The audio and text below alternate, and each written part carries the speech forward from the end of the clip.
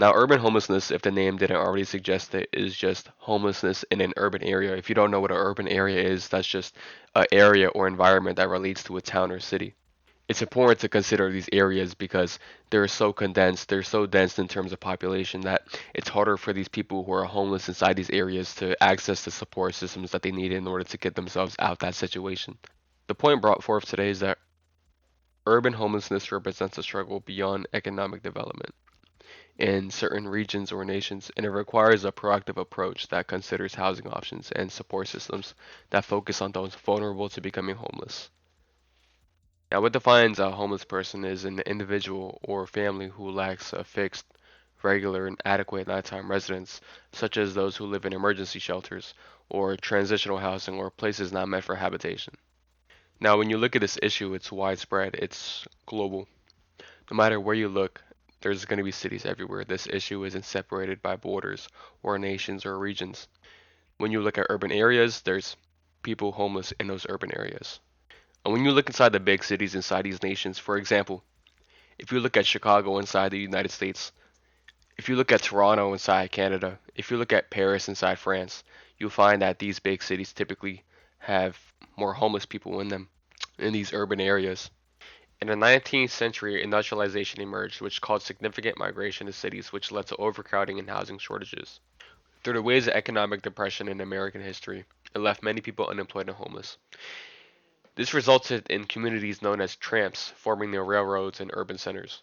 The most prominent economic depression in American history, the Great Depression, after a stock market crash in 1929, triggered widespread economic hardship, with millions of people losing their jobs and homes.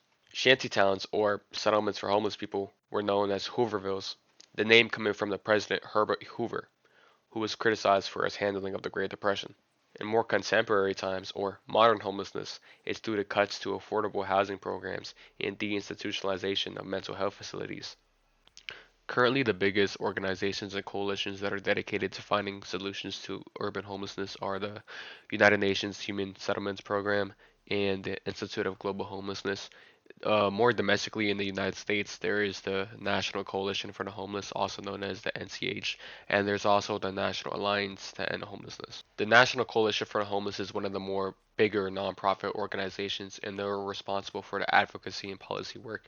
And for shorter, the NCH advocates for legislation and policies that protect the rights of individuals that are at risk or currently homeless, and they also promote affordable housing. They also encourage education and more public awareness about homelessness. The National Alliance to End Homelessness, also referred to as the NAEH, is also aligned with what the National Coalition for the Homeless does, with a slight difference. The National Alliance to End Homelessness takes a more prevention and diversion approach, meaning that they often are more proactive and they often do more hands-on work, getting people off the streets. My call to action is that little things go a long way. Donating to organizations that uplift the homeless, such as the ones I've provided before, such as the National Coalition for the Homeless or the National Alliance to End Homelessness, can go a long way. Even if it's the smallest donation, and whatever you can provide will go a long way. There's many stores in the area in which you can donate clothes you no longer wear or clothes that no longer fit you, such as Goodwill or Salvation Army. There's also little boxes in which you could drop off these clothes or even shoes if you want to get rid of them. And typically that will go towards those who are in a less fortunate position than you who can use that clothing.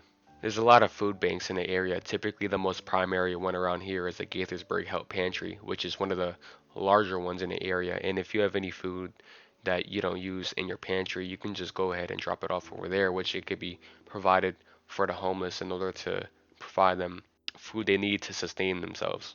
And above all else, just spread awareness because the more awareness urban homelessness and homelessness as a whole receives in general, the more effort, the more outreach it has in which people can come and put together resources, their own money, to help combat homelessness.